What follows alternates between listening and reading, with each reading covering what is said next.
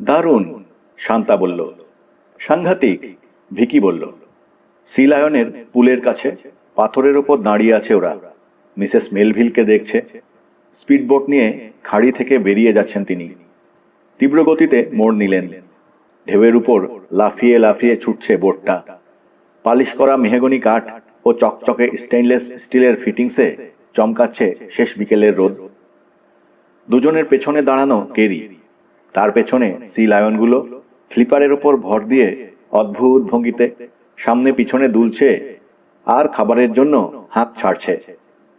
পুলের 10 গজ পেছনে ছাউনিতে ভিএইচএফ রেডিওর স্পিকার ডেকে চলেছে, অস্প্রিবেজ, অস্প্রিবেজ, অস্প্রিবেজ, ম্যাকো কলিং অস্প্রিবেজ, জবাব দিন অস্প্রিবেজ। সিমেন্টের দেয়ালে প্রতিধ্বনি তুলেছে সেই কণ্ঠ। যাদের উদ্দেশ্যে বলা তাদের কানে পৌঁছাচ্ছে না। তাদের নজর মিসেস মেলভিলের দিকে। তার পরনে কমলা রঙের একটা লাইফ জ্যাকেট, চোখে সানগ্লাস, মাথার বেসবল ক্যাপের সামনের দিকটা পেছনে ঘোরানো, যাতে চুলে বাতাস কম লাগে। পানির ওপরে উঁচু হয়ে থাকা পাথরের চাঙড়গুলোর কাছে গিয়ে গতি কমালেন তিনি। বড় আকারের জিএমভি 8 ইঞ্জিনটা গোঁ গোঁ করে গর্জন করতে থাকল। তিনি শহরে যাচ্ছেন, এক বান্ধবীর বাড়িতে জন্মদিনের পার্টির দাওয়াত। রাতে ফিরবেন না। মোড় ঘুরে অদৃশ্য হয়ে যাওয়ার আগে তার উদ্দেশ্যে হাত নাড়ল কেরি ও ছেলেমেয়েরা। থ্রোটলটা সামনে ঠেলে দিয়ে হাত নাড়লেন মিসেস মেলভিল। বোটের গতি আরও বাড়ল। দ্বীপের চোখা মাথাটা ঘুরে ছুটতে লাগলো শহরের দিকে। ছাউনির রেডিওতে আবার মরিয়া হয়ে উঠল কণ্ঠটা, অস্প্রিবেজ, অস্প্রিবেজ, অস্প্রিবেজ, জবাব দিন অস্প্রিবেজ।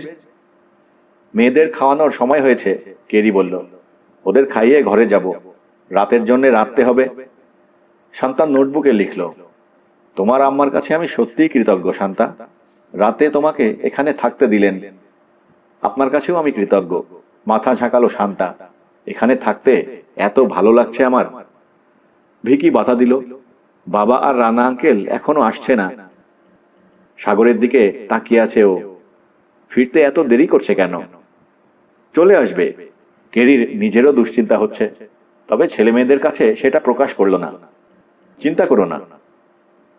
সি লায়নগুলোকে ওরা খাওয়ালো। ওগুলোর খেলার জন্য আনা জিনিসপত্র, প্লাস্টিকের বল, রিং ইত্যাদি ছাউনিতে রেখে এলো। ছাউনি থেকে সব শেষে বেরোলো শান্তা।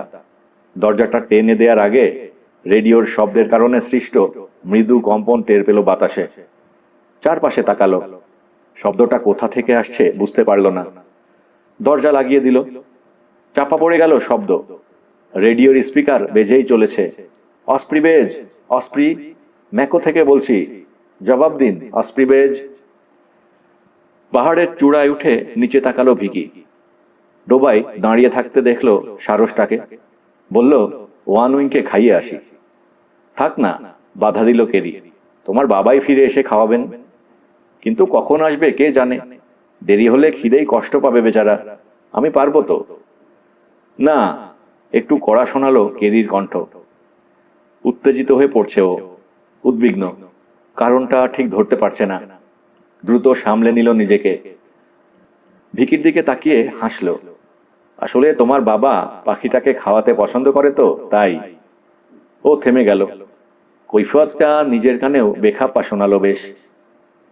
ছেলে মেয়ে দুটোকে নিয়ে ছোট বাড়িটার দিকে এগোলো ও, যেটাতে নিজে থাকে। স্টিয়ারিংয়ে আলতোভাবে হাত দুটো ফেলে রেখেছেন মিসেস মেলভিল। সাগরের পানি তেলতেলে মসৃণ। পিছনে তীক্ষ্ণ সরল রেখা এঁকে চলেছে যেন প্রপেলারের ঢেউ। মুক্ত, স্বাধীন, সুখী লাগছে নিজেকে। বয়স যেন অনেক কমে গেছে। এই সময়গুলো ভালো লাগে তার, উপভোগ করেন। দিনের শেষ ভাগে অস্তগামী সূর্যের আলোয় নিজের এই বোটটা চালানো তার প্রিয় হবি। পশ্চিম আকাশের রং লেগেছে পৌরসভার বিল্ডিং ও পানির টাওয়ারগুলোই। সাদা রং করা দেয়াল গোলাপি হয়ে গেছে, শীঘ্রই রূপান্তরিত হবে ধূসর নীলে। তিনি যখন তীরে পৌঁছবেন, মরে যাবে আলো। ভোঁতা, বিষণ্ণ, ধূসর গোধূলি বিরাজ করবে কিছুক্ষণ। তারপর ঝুপ করে নামবে রাতের অন্ধকার।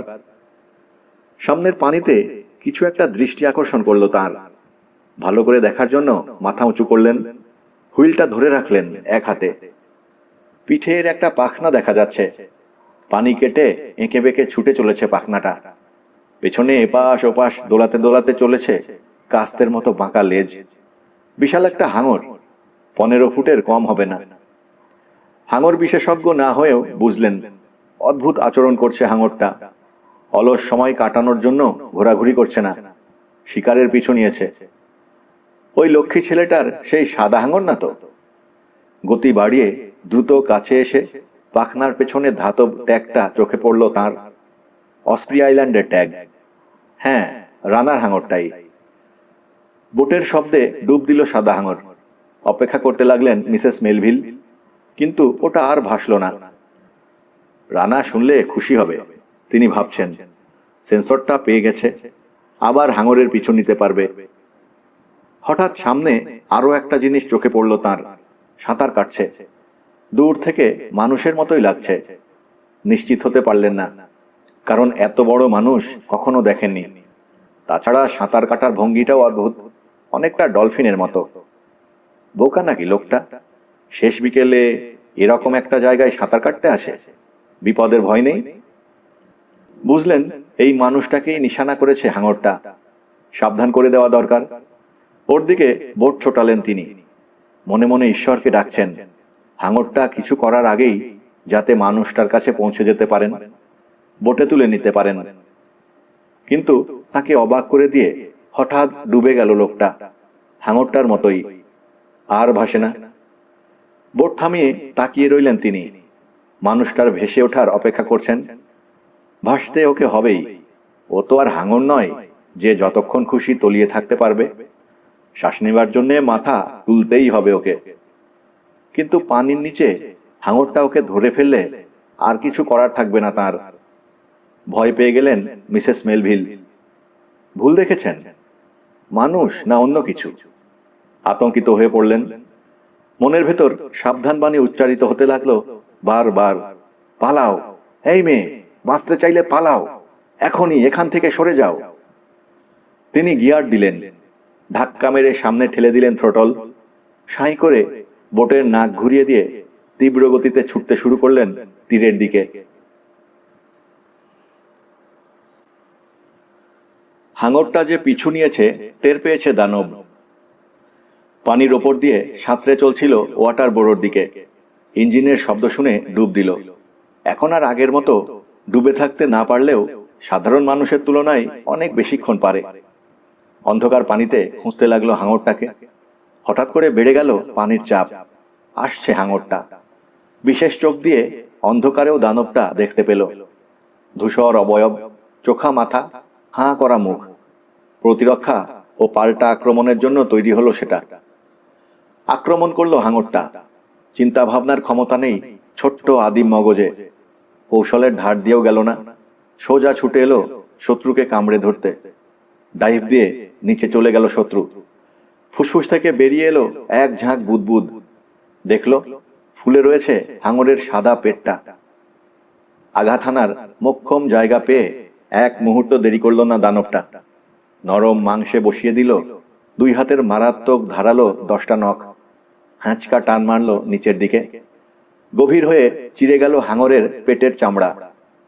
প্রথমে লম্বা দাগ দেখা গেল 10টা, তারপর ফিনকি দিয়ে রক্ত বেরিয়ে এলো। যন্ত্রণায় মোচড় খেতে লাগলো হাঙরের দেহ। নখ খুলে আনেনি তখনও দানবটা। টান লেগে আরও অনেকখানি কেটে গেল হাঙরের পেটের চামড়া। বেরিয়ে এলো নাড়ি ভুঁড়ি। এতক্ষণে নখ খুলে আনলো দানবটা। ক্ষতি যা করার করে দিয়েছে। যন্ত্রণায় এপাশ ওপাশ শরীর বাঁকিয়ে মোচড় খেতে থাকলো হাঙরটা। তলিয়ে যাচ্ছে দ্রুত। পানিতে অনেকক্ষণ ডুবে থেকেছে দানবটা। তীক্ষ্ণ ব্যথা শুরু হয়েছে ফুসফুসে। ভেসে ওঠা দরকার, কিন্তু হাঙরটাকে বিশ্বাস নেই নিচ থেকে এসে আবার আক্রমণ চালাতে পারে। তাই কষ্ট সহ্য করেও তাকিয়ে রইল যতক্ষণ দেখা গেল। খাবি খেতে খেতে ওটা তলিয়ে গেলে পানিতে মুখ তুলল দানব। বুক ভরে টেনে নিল তাজা অক্সিজেন। রাতের জন্য একটা আশ্রয় খুঁজে বের করতে হবে এবার। ধীরে ধীরে সাঁতরাতে লাগলো ওটা। চোখ দুটো ডাঙা খুঁজে বেড়াচ্ছে। অবশেষে চোখে পড়ল একটা নিঃসঙ্গ দ্বীপ। আলো মিটমিট করছে, খুব বেশি দূরে না। রানা ও বিগ যখন দ্বীপে পৌঁছল, অন্ধকার হয়ে গেছে চারপাশ। এক চিলতে গোলাপি আলো তখনও লেগে রয়েছে পশ্চিম দিগন্তে, কিন্তু মাথার উপরে আকাশ কালো চাদরে ঢাকা। এক এক করে তারা ফুটছে সোনালী বিন্দুর মতো, আর দ্বীপে আলো দেখা যাচ্ছে শুধু কেরির জানালাগুলোতে। ভরা জোয়ার এখন, ফেঁপে উঠেছে পানি। তীরের কাছাকাছি বোট নিয়ে যেতে অসুবিধে হলো না বিগের। ডুবো পাথরে ঘষা লাগার ভয় নেই। গলুইয়ের কাছে শক্তিশালী একটা টর্চ হাতে দাঁড়ানো রানা। তীরে আলো ফেলে ফেলে পথ দেখাচ্ছে, যাতে ঠিকমতো চালাতে পারে বিগ। অন্ধকারে পাথরের চাঙড়ে গুঁতো লাগিয়ে না বসে। একটা র্যাকুনের ওপর আলো পড়ল। চ্যাপটা পাথরের ওপর বসে মাছ খাচ্ছিল আরাম করে। গায়ে আলো পড়তেই স্থির হয়ে গেল। টর্চের আলো পড়ে চোখ দুটো টকটকে লাল হয়ে জ্বলছে।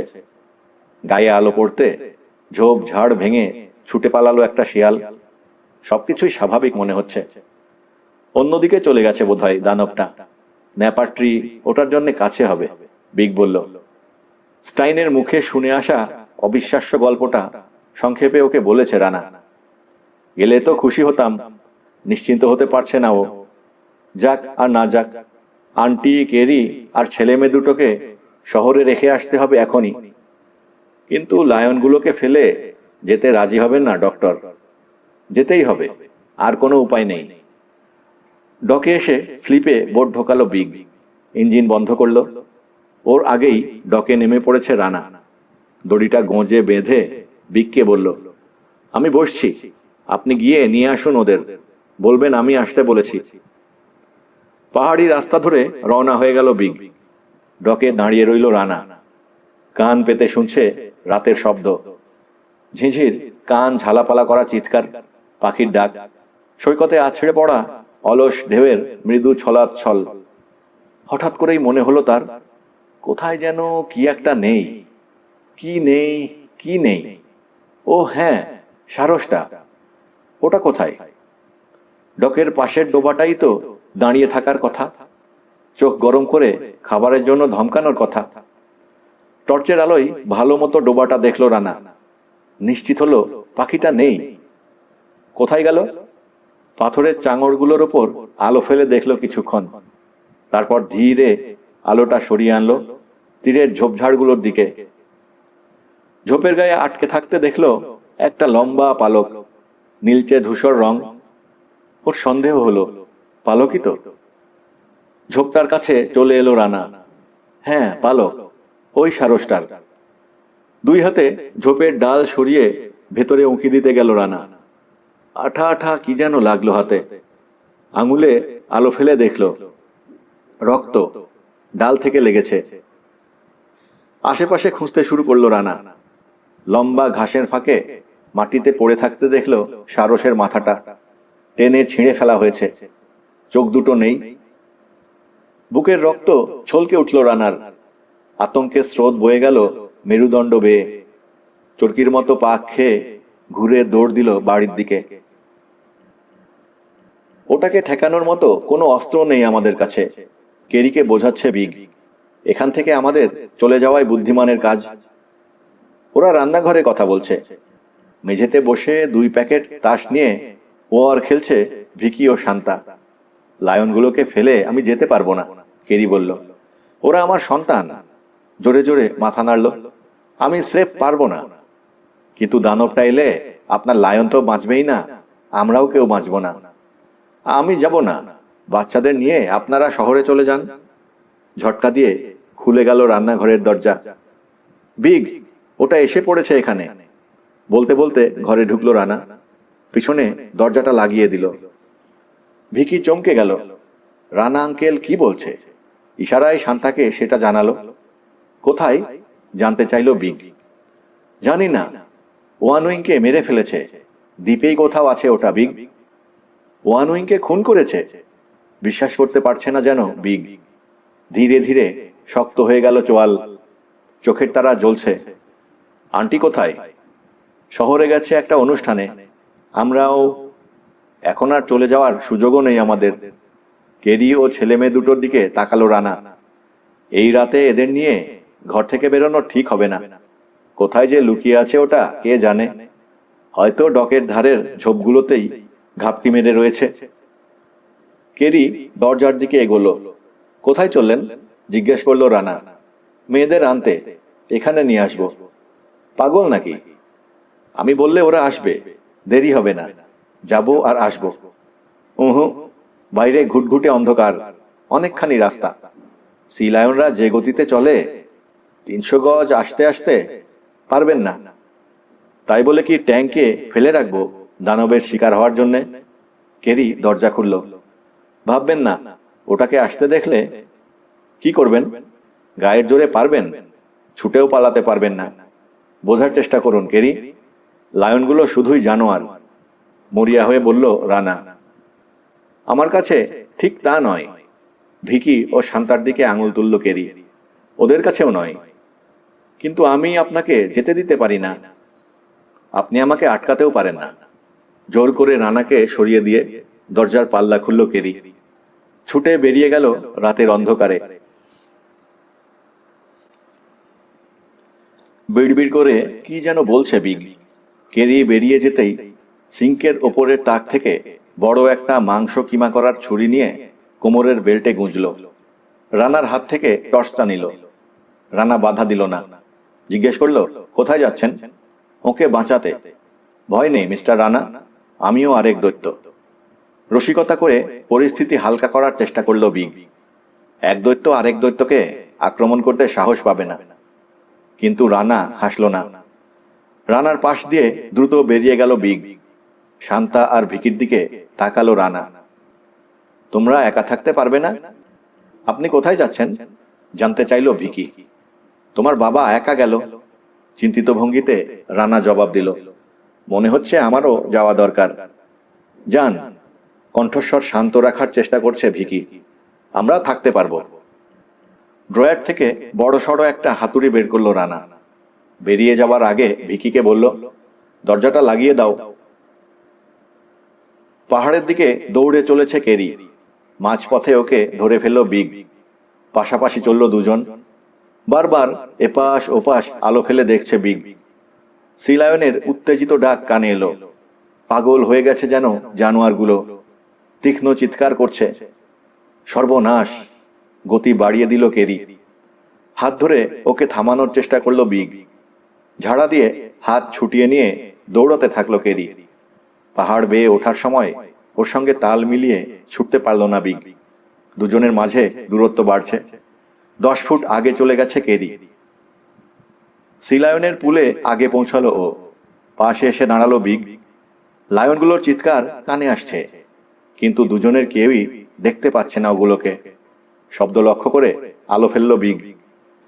ছাউনির কাছে গা ঘেঁষাঘেঁষি করে রয়েছে দুটো সি লায়ন। ফ্লিপারে ভর দিয়ে দুলছে। পাগলের মতো চিৎকার করে চলেছে। দ্রুত মাথা ওঠাচ্ছে নামাচ্ছে। ডানে আলো ফেলল বিগ। পুলের অন্য পাশে, পুলের কাছ থেকে একটু দূরে কি যেন ঘাপটি মেরে রয়েছে। বড় কিছু। সাদাটে ধূসর বিশাল পিঠটা শুধু দেখা যাচ্ছে। গায়ে আলো পড়তেই লাফিয়ে উঠে দাঁড়ালো ওটা। কেরি চেঁচিয়ে উঠল। ধড়াস করে লাফ মারল বিগের হৃৎপিণ্ড। রক্ত চলাচল বেড়ে গেল শিরায় শিরায়। দানবটাকে দেখে মনে হচ্ছে মস্ত একটা সাদা গরিলা। মুখে রক্ত লেগে আছে। সামান্য হাঁ করে থাকায় মুখের ভেতর ইস্পাতের দাঁতগুলো দেখা যাচ্ছে। আলো লেগে ঝিকঝিক করছে। কালো 2 হাতের আঙুলে লম্বা লম্বা ইস্পাতের নখ। ছেঁড়া মাংসের টুকরোই নখ বিঁধিয়ে ধরে রেখেছে।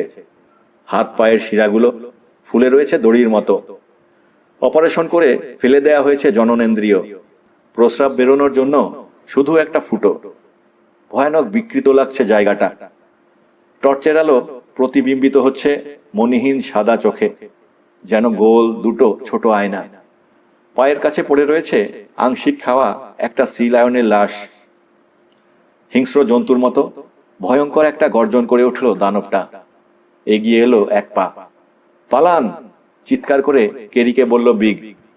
কিন্তু লায়নগুলো পাথরের মূর্তি হয়ে গেছে যেন কেরি। পা নড়াতে পারছে না, কথা সরছে না মুখ দিয়ে। পালান, ফর গড সেক, জলদি! সোজা ঘরে গিয়ে দরজা লাগিয়ে দিন। দানবটাকে আরো এক পা এগোতে দেখে এক পা পিছিয়ে গেল কেরি। সাহস হারিয়ে ফেলেছে। আচমকা ঘুরেই দৌড় দিল। বেল্ট থেকে ছুরিটা খুলে নিল বিগ। দানবটার ওপর থেকে চোখ সরাচ্ছে না। দেহটাকে সামনে বাঁকা করে ঝুঁকে দাঁড়িয়ে ছুরি বাড়ালো। বিগের মতোই দেহটাকে সামনে বাঁকা করে ধীরে ধীরে এগোতে শুরু করলো দানবটা। দুই হাত সামনে বাড়ানো, আঙুলের মাথায় বসানো ইস্পাতের বাঁকা নখগুলো যেন সার্জনের ছুরি। মানুষ যদি তোমাকে তৈরি করে থাকতে পারে, বিড়বিড় করে বলে যেন নিজেকেই সাহস জোগালো বিগ, মানুষ তোমাকে ধ্বংসও করতে পারবে। এসো দেখি, মারো আমাকে। পথে কেরির সঙ্গে দেখা হলো রানার। ফোঁপাতে ফোঁপাতে কেরি বলল, দানবটা ওদের মেরে ফেলছে, আমার মেয়েদের মেরে ফেলছে। বিগ কোথায়? ওটার সঙ্গে লড়াই করছে। জলদি বাড়ি যান। আবার দৌড়াতে শুরু করলো রানা।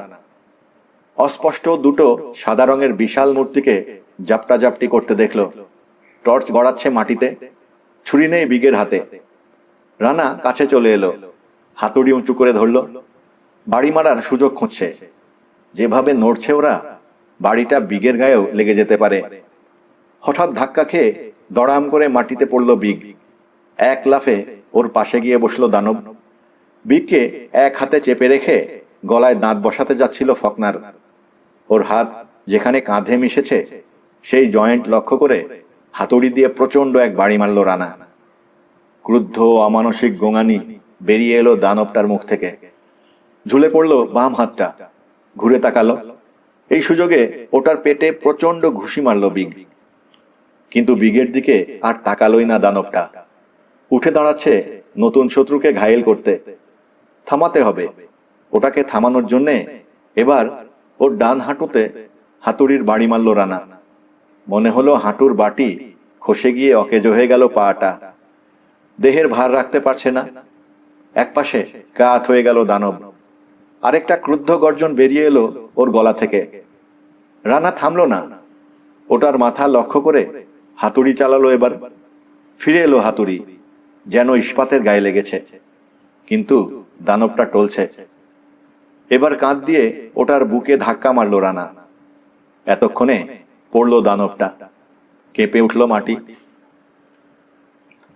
রানার পাশে এসে দাঁড়ালো বিগ। আমার ছুরি ফেলে দিয়েছিল। বিগের দিকে তাকালো রানা। অন্ধকারে জখমগুলো ঠিক বোঝা যাচ্ছে না। বেশি জখম হয়েছেন? হাঁফাতে হাঁফাতে জিজ্ঞেস করলো রানা। না। পড়ে থাকা দানবটার দিকে তাকিয়ে আছে বিগ। মাথায় যেভাবে মেরেছেন আর উঠতে পারবে না। কিন্তু ওর কথা শেষ হওয়ার আগেই নড়ে উঠল দানব। ধীরে ধীরে উঠে বসছে। হ্যাঁ, হয়ে গেছে বিগ ও রানা দুজনেই। এত বড় আঘাত সামলে নিয়ে দিব্যি বেঁচে আছে ফকনার। উঠে দাঁড়াচ্ছে আবার। রানা চেঁচিয়ে উঠল, এভাবে মারা যাবে না ওটাকে বিগ, জলদি পালান। বলেই ঘুরে দাঁড়িয়ে বাড়ির দিকে দৌড় দিল ও। পেছন থেকে বিগ জিজ্ঞেস করলো, কি করব তাহলে এখন? উপায় হয়তো একটা আছে, হাঁপাতে হাঁপাতে রানা বলল। তবে কতখানি সফল হতে পারবো জানি না। তাড়াতাড়ি আসুন। ওটা উঠে এসে ঘরে ঢোকার আগেই তৈরি হতে হবে আমাদের। প্রাণ হাতে নিয়ে ওরা দুজন ছুটছে বাড়িটার দিকে, যেন ভূতে তাড়া করেছে। বাথরুমের লম্বা আয়নাটার শেষ স্ক্রুটাও খুলে নিল রানা। দুই হাতে ধরে সাবধানে মেঝেতে নামালো। নিজের প্রতিবিম্ব দেখল তার ভেতর। 5 ফুট উঁচু, 2 ফুট চওড়া আয়নাটা লিভিং রুমে নিয়ে এলো ও। ডিকম্প্রেশন চেম্বারের খোলা হ্যাঁচের পাশে দাঁড় করিয়ে রাখলো। আর একটু উঁচু হলে ভালো হতো, বলল ও। তবে মনে হয় কাজ চালানো যাবে। অন্য প্রান্তের দেয়ালের কাছে চেয়ারে এলিয়ে পড়ে আছে কেরি। এখনো ও কাঁপছে, মুখের রং ফেরেনি। বলল, অকারণে সময় নষ্ট করছেন, কাজ হবে না। কিছু তো একটা করতে হবে। আপনার মাথায় আর কোনো বুদ্ধি থাকলে বলতে পারেন। হিংস্র জানোয়ারকে ঘুম পাড়াতে কি ব্যবহার করে জানেন? অ্যানাস্থেশিয়া।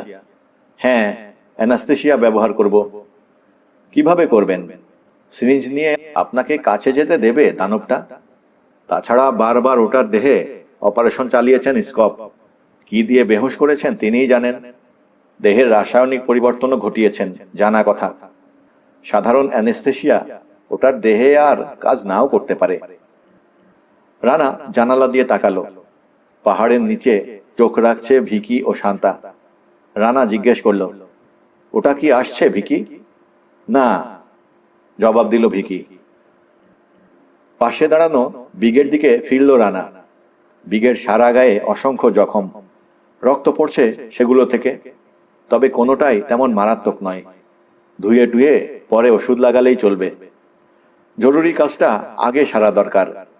আয়নাটা দেখিয়ে রানা বলল, নিন ধরুন এটা, আমি ভেতরে ঢুকলে আমার হাতে দেবেন। বিগ আয়নাটা ধরল। মাথা নুইয়ে ডিকম্প্রেশন মেশিনের চেম্বারে ঢুকলো রানা। ঘুরে দাঁড়িয়ে হাত বাড়ালো বিগের দিকে। হ্যাচ দিয়ে আয়নাটা ওর হাতে দিল বিগ। চেম্বারের অন্য প্রান্তের দেয়ালে আয়নাটা ঠেস দিয়ে খাড়া করে রাখলো রানা। আয়নার ভিতরে নিজের প্রতিবিম্বর দিকে তাকিয়ে পিছিয়ে এলো ধীরে ধীরে। আমাকে দেখা যাচ্ছে? বিগকে জিজ্ঞেস করলো রানা। হ্যাঁ, বাইরে থেকে জবাব দিল বিগ। হ্যাচের কাছে এসে ডান পাশে সরল রানা। এবার? না। হ্যাচ দিয়ে একটু এগিয়ে আয়নাটার দিকে তাকান, দেখুন তো আপনাকে দেখা যায় কিনা। 2 পা এগিয়ে জবাব দিল বিগ। হ্যাঁ যায়। এবার আবার বাইরে গিয়ে দেখুন তো কাকে দেখা যায়। কাউকে না। 1 পা বামে সরে আবার জিজ্ঞেস করলো রানা। যায়? হ্যাঁ হ্যাঁ, আপনাকে দেখতে পাচ্ছি। ব্যাস হয়েছে, রানা বলল। ঘরের আলো নিভিয়ে দিন। নিভালো বিগ। চেম্বারের ভিতরের লাল আলোটা জ্বেলে দিল রানা। এখন দেখুন তো। বিগ ভালো করে দেখল। যায়, তবে কিছুটা আবছা ভাবে। কিন্তু মিস্টার রানা, এভাবে বাচ্চা ছেলেকে হয়তো ধোঁকা দেয়া যাবে। আমার ধারণা ফকনারের বুদ্ধি এখন বাচ্চাদের চেয়েও কম। মগজের অনেক পরিবর্তন করে দিয়েছেন স্কপ। আদিমতম শিকারীতে পরিণত করেছেন, দানব বানিয়েছেন। বুদ্ধি বেশি থাকলে স্কপের ইচ্ছে পূরণ করতে পারত না ওটা। আঙ্কেল, চিৎকার করে উঠল ভিকি। বাবা, আসছে ওটা।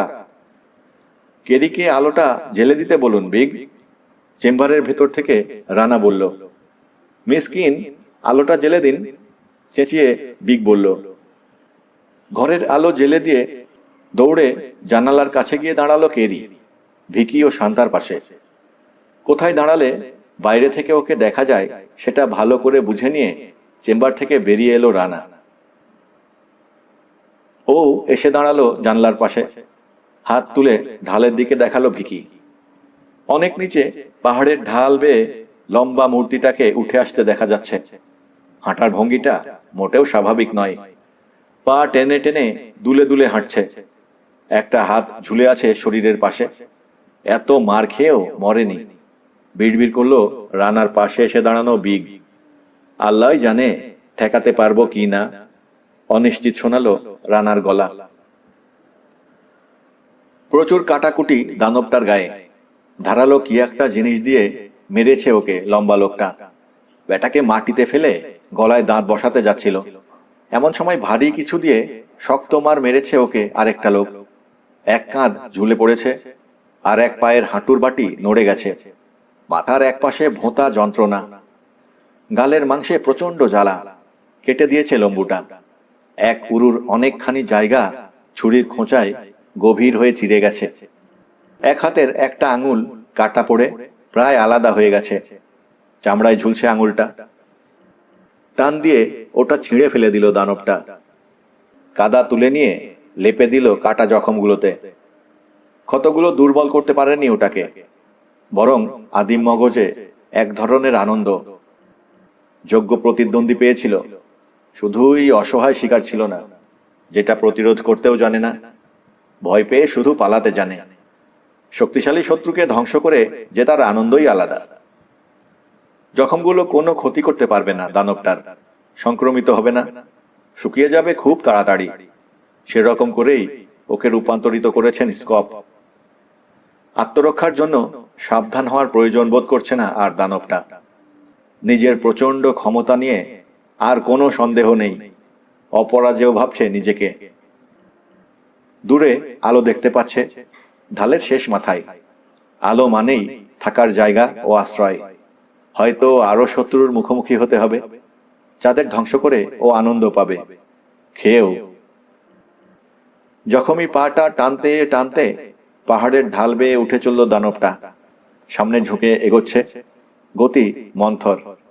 তবে সেটা নিয়ে কোনো মাথা ব্যথা নেই আপাতত, কারণ সি লায়নের মাংস খেয়ে পেট ভর্তি, খিদের তাড়া নেই। ফ্যাকাশে হয়ে গেছে ভিকির চেহারা। শান্তা কাঁপছে আতঙ্কে। এক হাতে ওর কোমর জড়িয়ে ধরে রেখেছে কেরি, অন্য হাত ভিকির কাঁধে। জানালা দিয়ে তাকিয়ে আছে রানা ও বিগ। কিভাবে কি করতে চায় রানা বিগকে বুঝিয়ে বলেছে। কাছে চলে আসায় এখন আরো ভালো মতো দেখা যাচ্ছে দানবটাকে। কালোর পটভূমিতে ভুতুড়ে একটা ছায়ামূর্তি ধীরে ধীরে এগোচ্ছে, পা টেনে টেনে, কখনো বাঁয়ে সরছে, কখনো ডানে, তবে সোজা এগিয়ে আসছে বাড়িটার দিকেই। বিগের দিকে ঘুরল রানা। আপনি রেডি? হ্যাঁ, মাথা ঝাঁকালো বিগ। দানবটার মতোই যেন সহ্য শক্তি। জখমগুলোতে নিশ্চয়ই অসহ্য যন্ত্রণা হচ্ছে, কিন্তু মুখের একটা পেশিও কাঁপছে না ওর। ভিকি ও শান্তার হাত ধরে ওদেরকে ডিকম্প্রেশন চেম্বারের পেছনে একটা আলমারির কাছে নিয়ে এলো রানা। ঘর অন্ধকার করে দেব, সাহস হারাবে না, চিৎকার করবে না, মনে থাকবে? দুজনেই মাথা ঝাঁকালো। যাও, ঢুকে পড়ো। আলমারিতে ঢুকে পড়ল ভিকি ও শান্তা। কেরিকেও ঢুকতে বলল রানা। বিগকে সাবধান করে দিয়ে বলল, যদি কোনো অঘটন ঘটে আমাকে মেরে ফেলে, ছেলে মেয়ে দুটো আর মিস কেরিকে নিয়ে সোজা ডকের দিকে দৌড় দেবেন। দানবটাকে মারার চেষ্টা করবেন না, আর কোনো দিকে তাকাবেন না। ম্যাকো বোটটা নিয়ে শহরে চলে যাবেন। মিস্টার রানা, কোনো কথা নয়, যা বললাম ঠিক তাই করবেন। ওটা যদি আমাকে ধরেও ফেলে, অন্তত 10 মিনিটের জন্য ওকে ঠেকিয়ে রাখতে পারবো আমি। হাতে ধরা হাতুড়িটা দেখালো বিগকে। এবার কেরির দিকে ফিরল রানা। আর আপনাকে বলছি, দয়া করে লায়নের কথা ভাববেন না। যেটাকে মেরেছে সেটা তো গেছেই, বাকি দুটোকে মারার সময় পায়নি ওটা। কাঁধ ধরে কেরিকে ঘুরিয়ে দিল রানা, ঠেলে দিল আলমারির ভেতরে, দরজা লাগিয়ে দিল। বিগকে বলল, আপনি পাশের ঘরে অপেক্ষায় থাকুন, আমি না ডাকলে আসবেন না। বিগ দ্বিধা করছে। যান, দেরি করবেন না, রানা বলল। কাছে এসে আলতো করে রানার কাঁধে হাত রাখলো বিগ। ডিকম্প্রেশন মেশিনে আমি ঢুকলে কেমন হয়? প্লিজ বিগ, যান, আমার কিচ্ছু হবে না। যদি হয়ও ক্ষতি নেই, কোনো পিছুটান নেই আমার। কিন্তু ভিকিকে মানুষ করতে হবে আপনার, আন্টির দেখাশোনা করতে হবে। অযথা দেরি করছেন, যান যান। হাত ধরে বিগকে ঘুরিয়ে দিল রানা।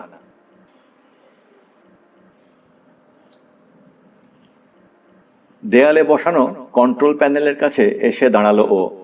ডিকম্প্রেশন চেম্বার চালু করার মাস্টার বাটনটা টিপে দিল। যন্ত্রপাতি চালু হওয়ার মৃদু গুঞ্জন শোনা গেল। দেয়াল ঘেঁষে বসানো ট্যাঙ্কের ভেতরে বাতাস ঢোকার হিস হিস শব্দ।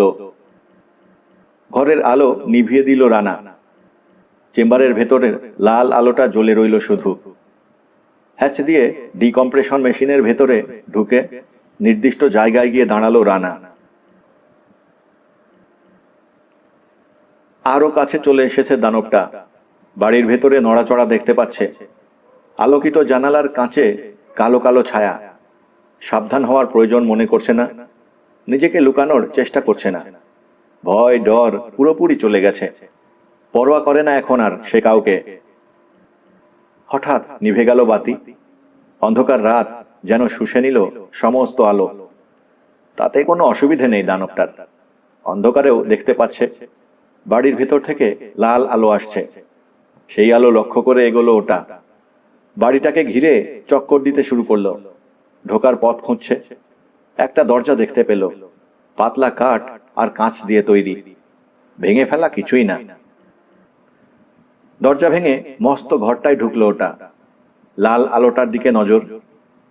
ঘরের মাঝখানে বড় একটা জিনিসকে স্থির হয়ে থাকতে দেখল। লাল আলো আসছে ওটার ভেতর থেকে। পা টেনে টেনে জিনিসটার কাছে এসে দাঁড়ালো দানবটা।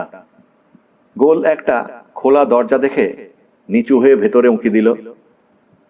রঙিন আলোয় অন্য পাশে আবছা একটা ছায়ামূর্তি চোখে পড়ল। চিনে ফেলল মুহূর্তে। ওই লোকটাই ভারী কি যেন দিয়ে ব্যথা দিয়েছিল ওকে। এখন লুকিয়ে আছে ওর ভয়ে। দাঁড়াও, আসছি। ছোট্ট একটা হুঙ্কার ছেড়ে পা বাড়ালো সামনে। এবার যাবে কোথায়? দানবটা ভেতরে ঢুকলো। চট করে এক পা ডাইনে সরে গেল রানা। চেম্বারের মেঝেতে হ্যাচের পাশে দেয়ালে পা ঠেকিয়ে দম বন্ধ করে দাঁড়িয়ে আছে রানা। নাকে ঢুকছে বাজে দুর্গন্ধ। চাপা ঘড়ঘড়ে শব্দ বেরোচ্ছে দানবটার গলা থেকে। চোখের পাতা ফেলতেও ভয় পাচ্ছে রানা। ওটুকু নড়াচড়াও টের পেয়ে যেতে পারে দানব। লালচে অন্ধকারে সোজা আয়নার দিকে তাকিয়ে থাকায় রানাকে চোখে পড়ল না ওটার। রোমহীন সাদা পাটা লাল আলোতে লাল দেখাচ্ছে। কালো দুই হাতের ইস্পাতের নখ চক চক করছে। মনে মনে রানা প্রার্থনা করছে, 2 কদম। দানবটা আর মাত্র 2 পা এগোক, তাহলেই বেরিয়ে যেতে পারবে ও। কিন্তু না, থেমে গেল ফকনার। দ্বিধায় পড়ে গেছে। শিকারী ইন্দ্রিয় জানান দিচ্ছে কোথাও কিছু একটা ভুল হচ্ছে। গোলমাল। এখন অন্যরকম লাগছে আয়নার ভেতরের সেই লোকটাকে। মানুষের মতো লাগছে না আর। কোন প্রাণী ঠিক চিনতে পারছে না। হঠাৎ বুঝে ফেলল নিজেকেই দেখছে সে। সামনের ওটা আয়না। প্রচন্ড রাগে গর্জে উঠে ঘুরে দাঁড়ালো দানবটা। ঠকাস করে ফকনারের কপালে হাতুড়ির একটা মোক্ষম বাড়ি লাগিয়ে দিয়ে ডাইভ দিয়ে পড়ল রানা হ্যাচের বাইরে। হাঁটু ও হাতে ভর দিয়ে লাফিয়ে উঠে দাঁড়ালো। চেম্বারের দরজা বন্ধ করার জন্য ঘুরল। দেখলো কিছুই হয়নি ওটার হাতুড়ির আঘাতে। অনেক ভারী লাগছে কেন দরজাটা। দানবটাও লাফ দিল বেরোনোর জন্য। গায়ের সমস্ত জোর খাটিয়ে পাল্লা লাগিয়ে দিল রানা। ওটার গায়ে পিঠ লাগিয়ে ঠেসে ধরে রাখলো। ভেতর থেকে প্রচন্ড ঠেলা মেরে খুলে ফেলার চেষ্টা করছে দানবটা। বিগ, আসুন, বেরিয়ে আসুন। দরজার ডগ হুইল ঘোরাতে ঘোরাতে চেঁচিয়ে ডাকলো রানা।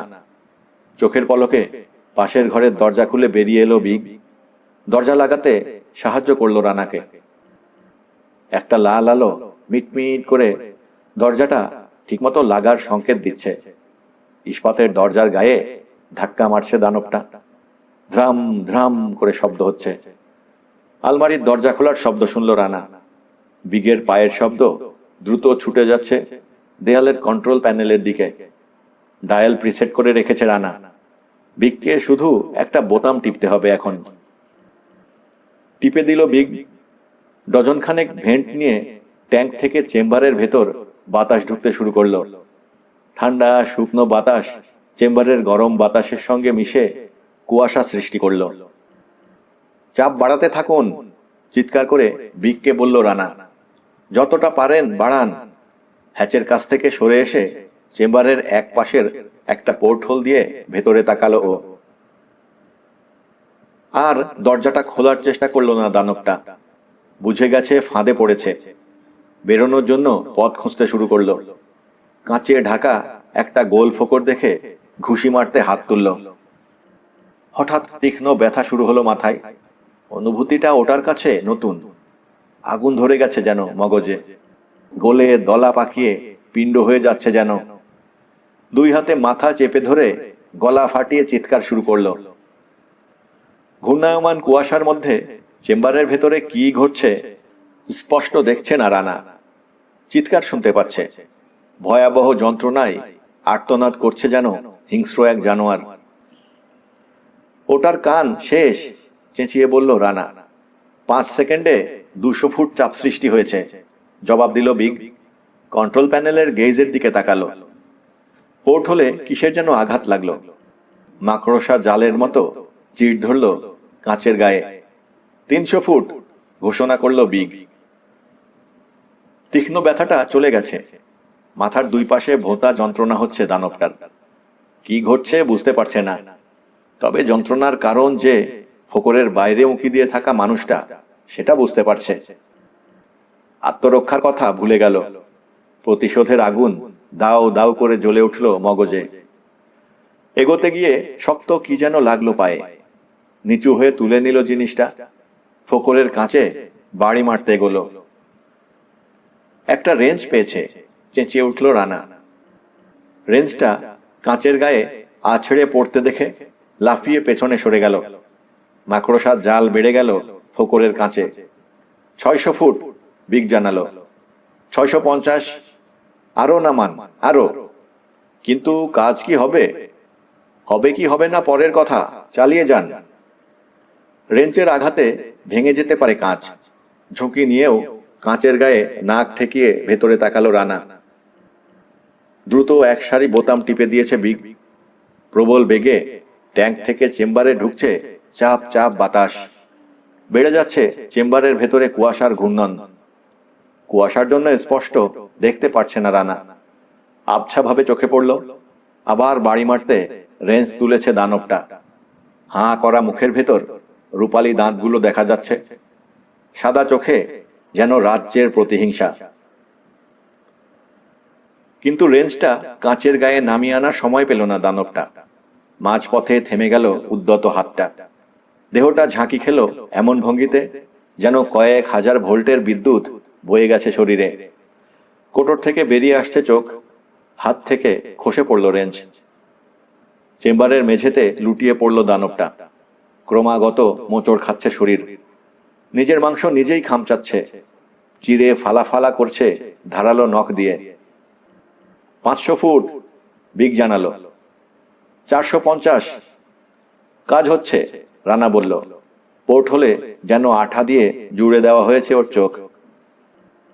পানির 650 ফুট নিচে নামলে যতটা চাপ পড়ে দেহের ওপর, ততটা চাপ সৃষ্টি করা হয়েছিল চেম্বারে। দানবটার দেহের প্রতি বর্গ ইঞ্চিতে প্রায় 300 পাউন্ড। অস্বাভাবিক দ্রুত সেটা কমিয়ে ফেলায় সহ্য করতে পারছে না দেহ। চোখে দেখছে না দানবটা, কানে শুনছে না, দম নিতে পারছে না। হাড়ের প্রতিটি জোড়ায় মাংসপেশিতে যেন আগুন ধরে গেছে। মাথাটা ফেটে যেতে চাইছে। কি ঘটছে জানে না দানবটা। বুঝতে পারছে না ভেতরের বাতাস দ্রুত চাপমুক্ত হওয়ায় নাইট্রোজেনের বুদবুদ ছড়িয়ে পড়ছে গোটা দেহের টিস্যুগুলোতে। আটকে যাচ্ছে সেসব বুদবুদ, বড় হচ্ছে, টিস্যুকে ছিঁড়ে ফাটিয়ে ধ্বংস করে দিচ্ছে। যন্ত্রণায় নিজের গায়ে অনবরত খামচি মেরে চলেছে দানবটা। মাঝে মাঝে 2 হাতে চেপে ধরে বিকৃত হতে থাকা দেহটাকে যেন আগের পর্যায়ে ফিরিয়ে আনতে চাইছে। রানা তাকিয়ে আছে, স্তব্ধ, বিমূঢ়।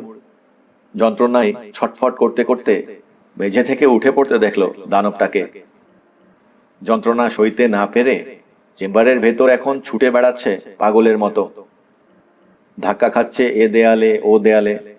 নাক, মুখ, কান দিয়ে রক্ত বেরোতে শুরু করেছে। চোখ দুটো বেরিয়ে গেছে কোটর থেকে। হাত তুলল ঠেলে ঢোকানোর জন্য, কিন্তু হাতটা জায়গা মতো পৌঁছানোর আগেই একটা চোখ ফেটে গেল ঠুস করে। আরেকটা বেরিয়ে রক্তাক্ত শিরা ও পেশিতে আটকে থেকে ঝুলতে থাকলো নাকের পাশে। ক্রমাগত মোচড় খাচ্ছে দেহটা, থরথর করে কাঁপছে, থেকে থেকে ঝাঁকি দিচ্ছে। বুদবুদের চাপে চামড়ায় ঠেলে বেরোচ্ছে যেন অসংখ্য ফোঁড়া। ভীষণ আক্ষেপে ফেটে পড়তে চাইছে বিকৃত দেহটা। ভয়ঙ্কর বিভৎস দৃশ্য। 250, বিগের ঘোষণা শোনা গেল। 200। কি ঘটছে মিস্টার রানা? ভয়ঙ্কর দৃশ্য। রানা বিড়বিড় করল, ওহ খোদা। বিস্ফোরিত হলো দানবটার দেহ। লাল হয়ে গেল কুয়াশা।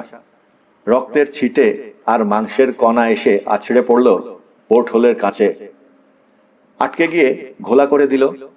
ভিতরের দৃশ্য এখন আরো অস্পষ্ট। জোরে একটা নিঃশ্বাস ফেলে ঘুরে দাঁড়ালো রানা। আলমারি থেকে বেরিয়ে আসতে বলল কেরি ও ছেলে মেয়ে দুটোকে। ভয়ঙ্কর এক দুঃস্বপ্নের অবসান হয়েছে।